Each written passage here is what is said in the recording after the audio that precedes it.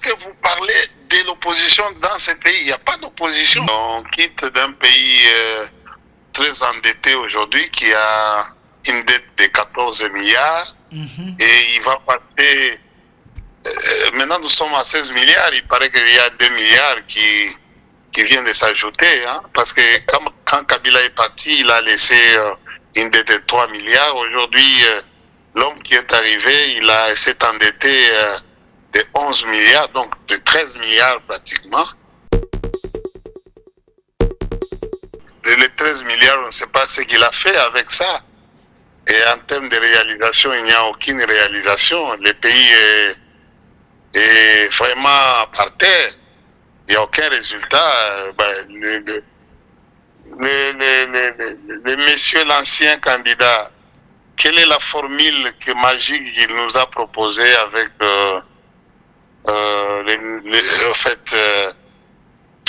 pour que nous passions directement au développement dans 3 ans? Je ne sais pas. Et quelle est sa vision économique? Il doit comprendre une chose. Dans tous les pays du monde, il faudrait que il y a toujours le numérique comme centre du développement. Je ne parle pas d'un pays développé. Non, je parle du développement. On n'a pas le ministre. On a juste décrit cela au début de l'émission. Si on y dit, vous voyez, je vous ai dit il y a peu de temps, les politiciens, le développement prend. Et les opposants, les gens du pouvoir, la société civile, tout le monde. Nous, on est pour tout le monde. Le développement. Le développement avec le numérique, c'est... Il parle, vous avez dit, c'est le PPRD, n'est-ce pas? Il est du PPRD, mais très proche de Joseph Kabila. Oui, alors, M. India, peut-être, pourrait se poser la question. Le numérique commence avec la carte d'identité biométrique. M. India devait, premièrement, se poser la question. Il a raison de dire que, pour lui, dans sa version, qu'il est difficile. J'ai compris aussi pourquoi, pendant 18 années de leur règne, ils n'ont jamais donné carte d'identité à la population. J'ai compris pourquoi. Il devait peut-être un peu se ressourcer, se formater encore, avoir des formations pour comprendre l'économie numérique. Monsieur India Omari. Monsieur India Omari, bonsoir.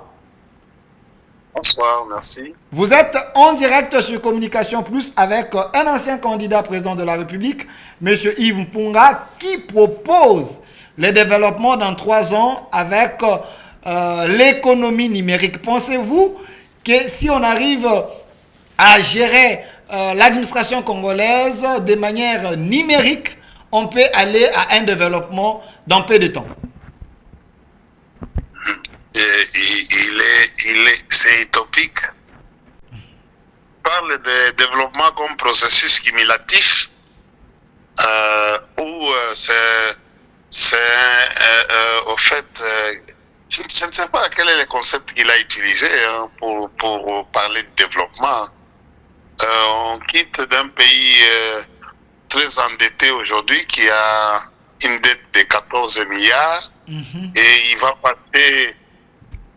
maintenant nous sommes à 16 milliards, il paraît qu'il y a 2 milliards qui viennent de s'ajouter, hein, parce que quand Kabila est parti, il a laissé une dette de 3 milliards. Aujourd'hui, l'homme qui est arrivé, il s'est endetté de 11 milliards, donc de 13 milliards pratiquement. Et nous sommes maintenant, on est encore rentré au pays pauvre et très endetté. Bon, et les 11 milliards, les 13 milliards, on ne sait pas ce qu'il a fait avec ça. Et en termes de réalisation, il n'y a aucune réalisation. Le pays est vraiment par terre. Il n'y a aucun résultat. Le monsieur, l'ancien candidat, quelle est la formule magique qu'il nous a proposée avec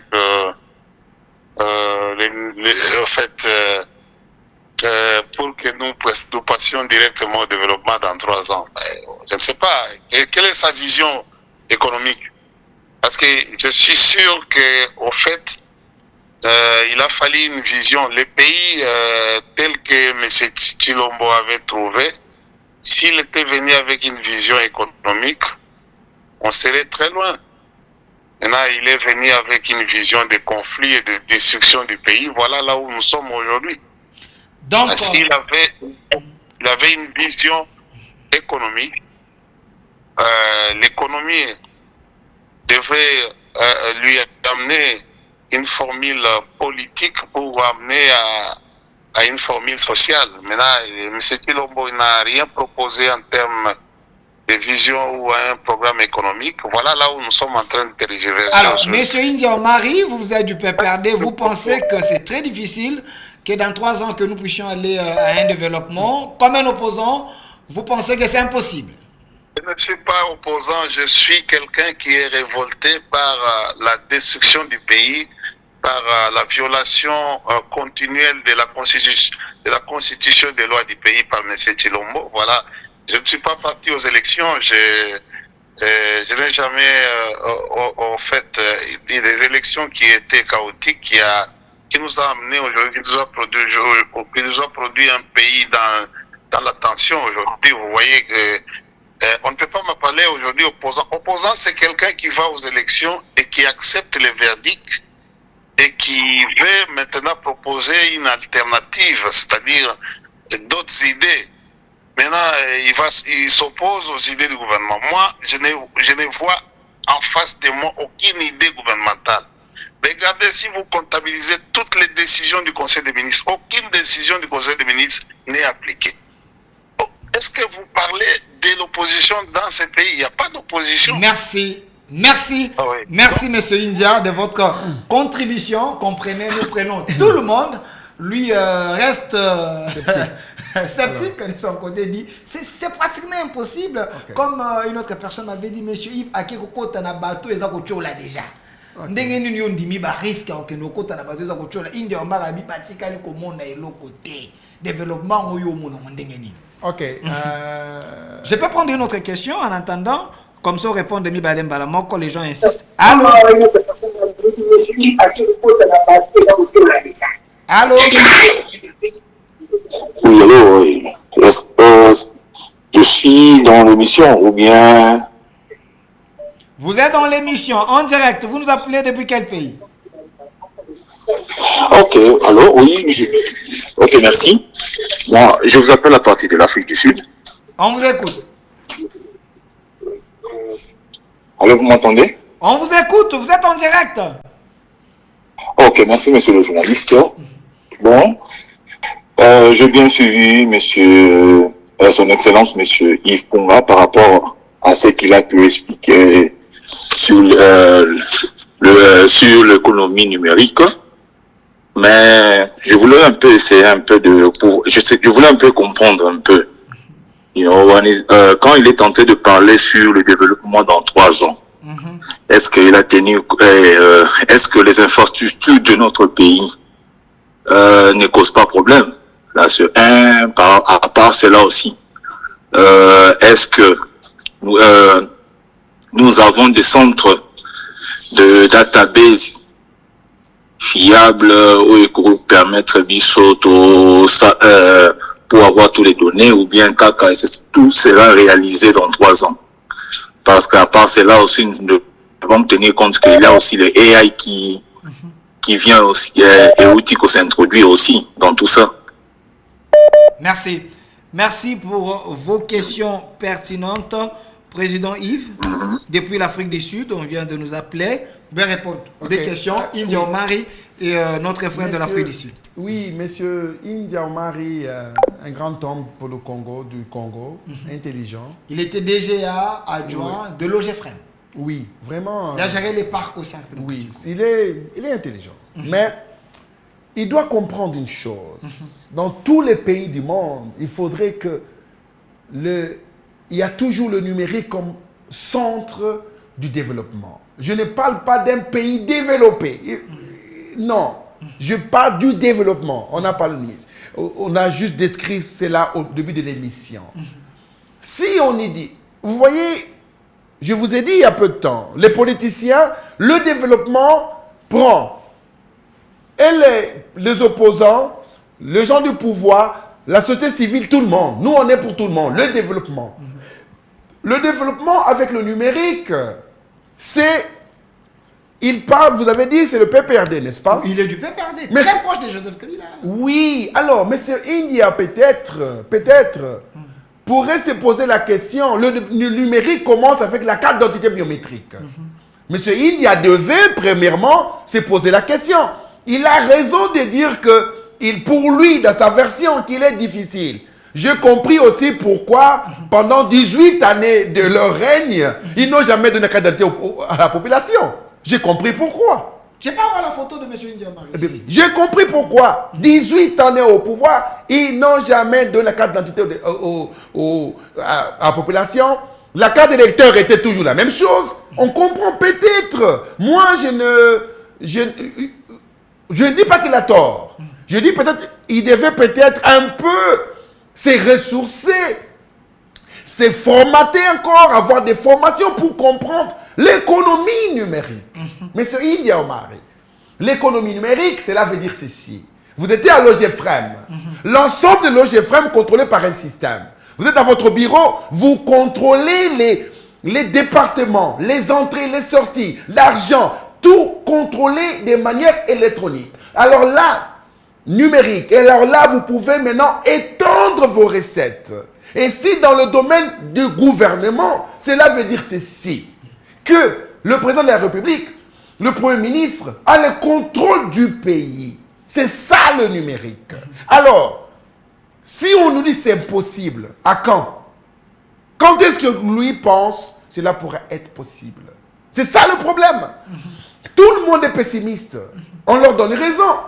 Parce que nous avons la version congolaise de gestion de 1960. J'ai été surpris de voir M. Kapita, Paul Kapita dire que le numérique c'est le poumon. Il est en Belgique. Il sait que c'est le développement. Peut-être la classe politique nous devons maintenant laisser de côté nos divergences. Parler développement. Pour la population. Le développement, c'est à la base de le futur d'une nation. Si nous ne parlons pas de développement aujourd'hui, le numéro à quand? Peut-être, eux penseraient quand ils vont revenir au pouvoir, ils peuvent se dire non, moi quand je serai député, tout est centralisé par une personne ou par un groupe d'individus. Là, nous parlons nation. Alors, pour notre ami de l'Afrique du Sud, c'est simple. J'ai parlé de construire, d'avoir ce qu'on appelle le centre technologique du Congo, où on va embaucher 2000 personnes. Là-bas, en 6 mois déjà, on va créer des data centers. En 6 mois, on va embaucher 2000 personnes. On va construire, on va créer des applications pour gérer l'ensemble du pays. En 6 mois. Alors, si vous êtes développé dans ce secteur, contactez-nous. Mais pour nous, c'est la chose la plus facile. C'est le ABC du développement. Permettez-moi de prendre un professeur d'université. Il a écrit un livre qui bénit aujourd'hui le scientifique congolais. Professeur John Bongongo, bonsoir. Allô? Voilà. Allô?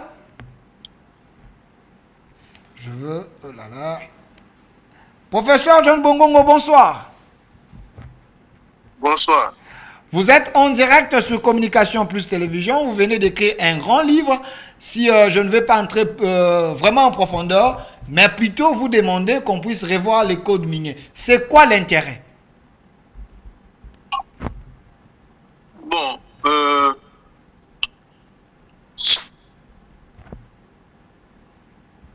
dans cet ouvrage, nous parlons de la co-construction. Co-construction dans les secteurs miniers. La co-construction est un nouveau paradigme dans la théorie.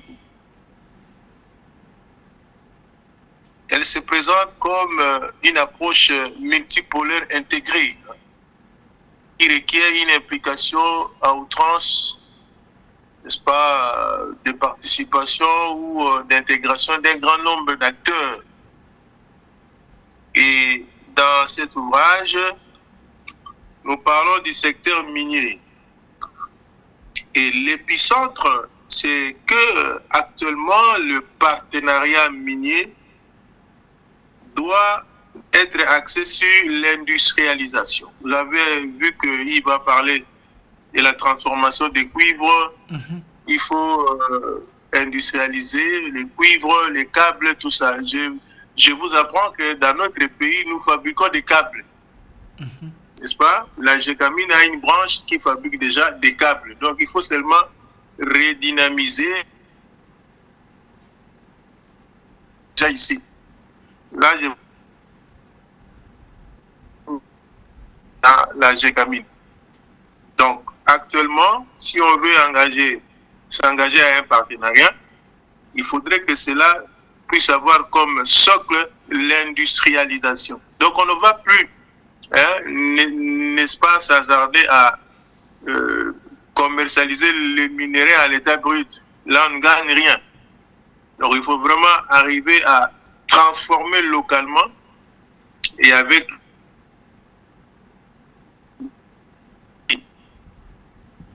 et là, il faut aussi voir comment mener une réforme du code minier, parce que le code minier qui était basé sur le change de minerais et nous entrons dans, n'est-ce pas, les minerais stratégiques qui appellent à l'industrialisation. Donc, tout sera basé sur l'industrialisation. Donc, l'ouvrage étale, n'est-ce pas, des éléments, donne des pistes comment arriver à industrialiser le secteur minier. Voilà. Alors, professeur, la dernière question, est-ce que pensez-vous, avec la théorie de l'économie numérique aujourd'hui, les Congo peut se développer facilement? Est-ce qu'on peut tout contrôler par cette méthode, cette manière de faire? Bon, monsieur le journaliste, vous avez vu, n'est-ce pas, c'est Capita qui ne peut pas, n'est-ce pas, se passer de la numérisation. Les économies actuelles sont en grande partie numérisées. Donc, la numérisation est au cœur même du développement. Comme M. venait de le dire, c'est une condition sine qua non. Lorsque on numérise l'économie, on va essayer de approcher, n'est-ce pas, le développement tant attendu. Moi-même, là, je venais d'un enseignement. J'ai enseigné en ligne. Donc, en Afrique du Sud, aux États-Unis, disons au Canada, dans ma chambre, mais j'ai enseigné. J'ai enseigné et les étudiants étaient très contents, ils étaient à distance. Alors, vous voyez déjà qu'avec ça, ça peut faciliter beaucoup de choses. Merci. Mais si on fait fi de la numérisation, ça sera difficile vraiment de se développer. Voilà. Merci, professeur John Bongongo. Donc, on ne peut pas s'en passer du numérique. Alors, monsieur Yves Mpunga, j'ai l'impression que vous êtes en train d'envoûter les politiciens congolais, les intellos congolais, tout le monde tombe dans votre panneau. Est-ce que c'est parce que vous avez compris la voie du développement ou vous êtes comme un aigle de la République? Non. Il y a ceci. Le développement, nous avons laissé les politiciens être gérer le pays. Nous, lorsqu'on parlait en 2018, 19, 20, on parlait de l'économie numérique, la numérisation et tout ce qu'il fallait. C'était une lettre morte. Ils disaient, comment on va y arriver? Aujourd'hui, avec le sous-développement que nous vivons, avec tout ce que nous voyons à l'extérieur, les embouteillages, vous voyez comment ça se passe. Donc le pays a un problème. un problème de contrôle. On a combien de voitures? On a combien de rues? On a combien de la population? Et on n'a pas le contrôle. L'un de... Ah là là, c'est vraiment intéressant.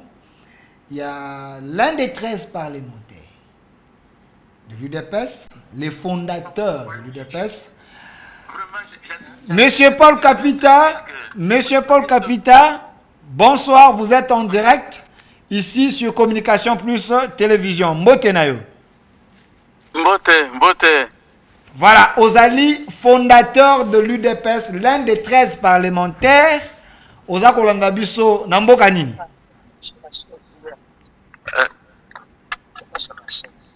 Oui. Oza Kolanda Biso, Namboka Nini présentement. Na Belgique. Oza na Belgique. À Liège. Merci, na Belgique, na Liège.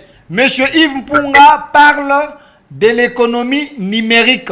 Pensez-vous qu'avec l'économie numérique, la numérisation, on peut faire développer le Congo et arrêter les voleurs, qu'aussi ça fléau, il y a détournement?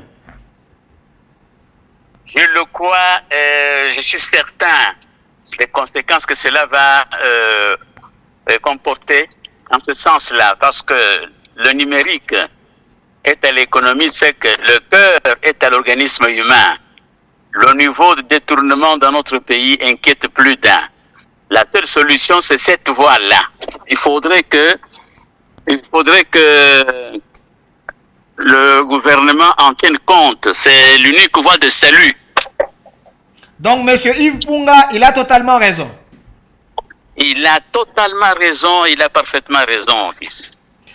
Merci, monsieur Paul Capita. Je précise que vous êtes l'un des 13 parlementaires fondateurs de l'UDPS. Effectivement. Merci. Alors, monsieur Yves Mpunga, là, c'est l'un des pères de la démocratie, l'un des fondateurs de l'UDPS. Ça vous fait quoi quand un de l'UDPS, au même rang avec Etienne Tshisekedi, qui vous encourage, qui dit c'est la voie du salut, les numériques? Oui, M. Paul Capita, c'est l'un des grands du Congo. En tout cas, à l'avoir écouté sa voix et comprendre, vu son âge, dire que c'est le cœur. Le numérique, c'est le cœur. Ça veut dire qu'il a compris. Je vous ai dit la dernière fois, même le président de la République, je vous ai donné ma parole, que les 3 années qui viennent, le roi développement, vous n'avez pas compris. 3 années que nous allons passer maintenant, c'est le développement. Et voilà, l'un des grands du Congo en parle. Alors, nous, c'est la grande fête pour tous ces gens qui croient que maintenant, c'est le décollage. Président Jean-Marie, bonsoir. Bonsoir. Vous êtes en direct ici sur Communication Plus avec un ancien candidat président de la République, M. Yves Mpunga, qui dit: si on arrive à numériser tout au Congo, le Congo peut se développer dans 3 ans. Vous, vous êtes un grand au Congo. Pensez-vous que le numérique aujourd'hui peut faire développer le Congo? Bon, d'abord, bonsoir à tous. Je pense que le numérique non seulement peut développer le Congo, mais peut développer tout le pays. Tous les pays qui se développent en ce moment se développent d'abord grâce à la rationalisation de l'information, à la traçabilité de l'information et surtout à la manière dont les choses se font d'une manière convenable. Dans notre pays, il y a beaucoup d'approximations, beaucoup de travaux qui se font sur papier et c'est pour cela que ça ne marche pas. Donc, ce n'est même pas une recommandation, c'est une obligation de passer par le numérique pour que les choses marchent. Est-ce que c'est possible d'avoir un gouvernement numérique? Tout peut se gérer par la numérisation? C'est possible? Est-ce que ça peut se faire? Bien évidemment, moi-même je suis chef de département communication numérique à l'ISIPA et aujourd'hui tous nos étudiants développent de logiciels, de prototypes, de mécanismes de rationalisation qui ne peuvent passer que par la bonne gestion d'un pays. Moi je n'arrive pas à comprendre comment dans ces pays, jusque-là, on semble ignorer le rôle de multimédia, le rôle de l'informatique, parce que le pays d'Asie, les États-Unis, la Russie, toutes les grandes démocraties qui se développent, c'est grâce au numérique aujourd'hui. Plus l'intelligence artificielle, pour ne pas dire l'intelligence numérisé avec les logarithmes, c'est cela aussi qui contribue au développement des pays. Donc nous sommes largement en retard et c'est une question d'état d'esprit et de prise de conscience collective. Merci, Président Jean-Marie Kassamba. Merci. Monsieur Impunga, vous venez de suivre un grand, l'homme qui a révolutionné les médias congolais. Il est d'accord avec vous? Non, je suis surpris de voir qu'on ait cette casquette de professeur numérique. Je pensais qu'il était c'est un journaliste. Il enseigne. Je viens de découvrir, il m'a surpris qu'il est aussi dans le numérique. En tout cas, voilà. On a des grands, je ne savais pas. Dans les 2000 centres de technologie congolais, voilà, nous avons déjà des consultants. Des gens qui vont aller donner leur matière pour le développement du Congo. Vraiment, M. Jean-Marie Kassamba, alors coup de chapeau pour cette casquette que je viens de découvrir. Ça fait du bien. Alors, M. Yves Punga, les Congolais sont en train d'appeler. Vous pouvez appeler.